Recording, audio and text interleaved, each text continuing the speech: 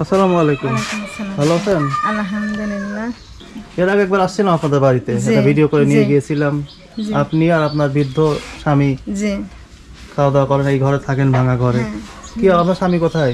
আমার স্বামী এখন বর্তমান মসজিদে আছে। মসজিদে ইতিকাফে বসছে নাকি? জি ও, এতে কাজ কয় বছরে থাকে, তো এবার থাকতে চাইছেন না। তো হুজুরেরা সেবার কাছে না থাকতে মৃত্যু থাকে, তো মসজিদেই মৃত্যু হবে। এই জন্য যে মসজিদে কালকে আসরে গিয়েছে। খাবার দাবার কি ব্যবস্থা হচ্ছে, কিভাবে চলতেছে বলেন তো? চারনার বাজারও করিনি বেটা। আপনাদের ইনকামের কেউ নাই না? যে না, আমার বেটার শেখা বেটারা ধরো চলতে পারে না, যেটুক দেয় ধরো তো আমার চলে না। আমার দিন আমার মা গেলে 10,000 টাকার ওষুধ আমি ফের পাইনি। এত টাকার ওষুধ লাগে? মসজিদ দেখি তো গেলেন ওষুধ, ও তো হয় না। সেই জন্যই তো আপনার কাছে হাত পাতি। ইনকামের কোনো রাস্তাই নাই না? আমার কোনো রাস্তাই নেই বেটা। আমরা কিছু আপনার জন্য রোজা ঈদের খাবার নিয়ে আসছি। হ্যাঁ, এক বস্তা চাল, আর এখানে মুড়ি, চিড়া সহ যা যা লাগে রোজা ঈদের জন্য সব আছে। এখানে যা যা লাগে আর কি আপনাদের সবই দিয়েছি। এটা হচ্ছে ফ্রান্স থেকে একজন ভাই, উনি 5,000 টাকা পাঠিয়েছিলেন। এই বাজার করার পরেও 1,000 টাকা বেঁচে গিয়েছে। এটা একটু গোস্ত বা মাছ কিনে খাবেন। হ্যাঁ, খুশি আপনি এখন? আলহামদুলিল্লাহ। আল্লাহ বরকত আরো দিতে দেয়, যেন আল্লাহ তৌফিক দান করে। খুশি হয়েছেন তো না? যাক, আলহামদুলিল্লাহ। যেহেতু আপনার পরিবার ইনকামের কোনো লোক নেই, আপনি এর আগে যখন আমরা আসছিলাম একবার, তখন আপনি বলছিলেন যে যদি কেউ ছাগল টাগল কিনা দিত আপনি একটু পুষতে পারতেন। তো আমরা আপনার জন্য ছাগলের ব্যবস্থা করেছি। এই যে ছাগলটা একটা হাতে নেন। এই যে ছাগল, কানাডা থাকেন একজন আপু, ওনার পক্ষ থেকে আপনাকে ছাগল উপহার দেওয়া হলো। এই ছাগল পেয়ে আপনার কেমন লাগতেছে বলেন তো? ভালো লাগতেছে। আমরা দোয়া করি যেন আল্লাহ আপনার মনে আশা পূরণ করুন। জি, যে আপু দিল অবশ্যই আল্লাহ তাকে উত্তম বিনিময় দান করবেন। বাইসি থাকে জিন্দা লাশ, বাইসি থাকার থেকে মনে হয়।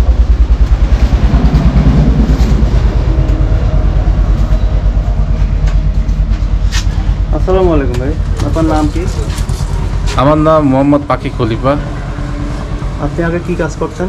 আমি কৃষি কাজ করতাম। আচ্ছা, আপনি যে এখন দুইটা ক্র্যাশ ভর করে হাঁটতেছেন, পায়ে শক্তি নাই, এই হাতটাও চিকন হয়ে গেছে, দুই হাত, জি, মূলত আপনার কি কারণে হঠাৎ করে এরকম হলো? এটা ওই যে আমি একটা ছেলেকে সমুদ্রের ভিতর বাঁচাতে যাই, ওই সমুদ্রের ভিতরে যে মোটরসাইকেল জাতীয় যে জিনিসগুলা ভাড়া মারে, ওইটার বাড়ি লাগিয়ে আমার ওই যে ঘাড়ে ডিস্কে, এখানে ডিস্কে হচ্ছে বাড়ি লাগে। তারপর অপারেশন হয়, অপারেশনের পরে আর কি সাকসেস হয় না। এখন পাও চিকন হয়ে যাচ্ছে, হাত পাও বল নাই, এই তো এখন অবস্থা। কি বলে ডাক্তার বলেছে যে যে কোনো সময় সেরে যেতে পারে, আবার এর থেকে বেশি খারাপ। ইনকামের তো কোনো লোক নাই এখন আপনার পরিবার নাকি? না, আমার পরিবারে আমি একমাত্র উপার্জনকারীর ক্ষমতা ছিল। ছেলে নাই? ছেলে পেলে কেউ নাই। আমার দুইটা মেয়ে আর বাড়িওয়ালার আমার মা। কর্ম করেই খাইছি, ছোটোখাটো ব্যবসা করেছি, ব্যবসার সাথে যুক্ত ছিলাম। অনেক সুখী পরিবার ছিল আমার। আমি আমার বাড়ির সামনে যদি আমি সব ছোট্ট দোকান করতে চাই, আচ্ছা, ছোট্ট ব্যবসা করি, আমি কারোর বোঝা হয়ে থাকতে চাই না। আচ্ছা, একটু যদি সহযোগিতা করতেন, আমি আমার বাড়ির থেকে কিছু সাপোর্ট পাইতাম। আপনারা যদি কিছু সাপোর্ট করতেন, আমার এখানে একটা দোকান দিলে আমার ছোট পরিবার আমি সুখে শান্তি থাকতে পারবো। এই অবস্থাতেই কিসের দোকান? ওই তো মুদির দোকান আমাদের এলাকার ভিতরে দেখা যাচ্ছে যে, গাড়ি ঘর দোকান? হ্যাঁ, গাড়ি ঘর। বা আমি আপনি কিছু হেল্প করলে আমি হয়তো কিছু দিলাম, আমার মানে আমার ভাইরা আছে কিছু দিয়ে সারি, আমার বেশি না 3-4 হাজার ইট লাগবে, হয়তো 10 ইঞ্চি গাঁথনি 3-4 হাজার ইট লাগবে। গাড়ির সারি দেখা যাচ্ছে যে আমার কোনো রকম করে টিন মিন দিয়ে ঘিরে আমি ব্যবসাটা শুরু করলে, যেহেতু আমি বেসিক মানুষ, আমার অভিজ্ঞতা আছে, আমার সংসারটা চলে যেত আর কি। আমার খুব উপকার হতো। এরকমভাবে মানুষকে দিয়ে চলাইতে পারে না, আমি এটা চাইও না। সত্য জিনিস, আমি ব্যবসা করি খাই, আমার খারাপ লাগে। আমাকে যদি একটু এইভাবে সহযোগিতা করতেন প্লিজ। আমরা চেষ্টা করবো ইনশাল্লাহ। টাঙ্গাইল থেকে এক ভাই 5,145 টাকা পাঠিয়েছিলেন, এক বস্তা চাল সহ যা যা লাগে এখানে আছে। 1800 টাকা এটা হচ্ছে একটু গোস্ত আর মাছ কেনার জন্য দিলাম। আর হচ্ছে আপনি চাচ্ছেন যে এটা ছোটখাটো দোকান করে ব্যবসা শুরু করতে, যেহেতু আপনার কবে ঠিক হবেন ডাক্তার আর বলতে পারেন না, এটা হবে না হতে পারেন এরকম। আমি কারোর বোঝা হতে চাই না।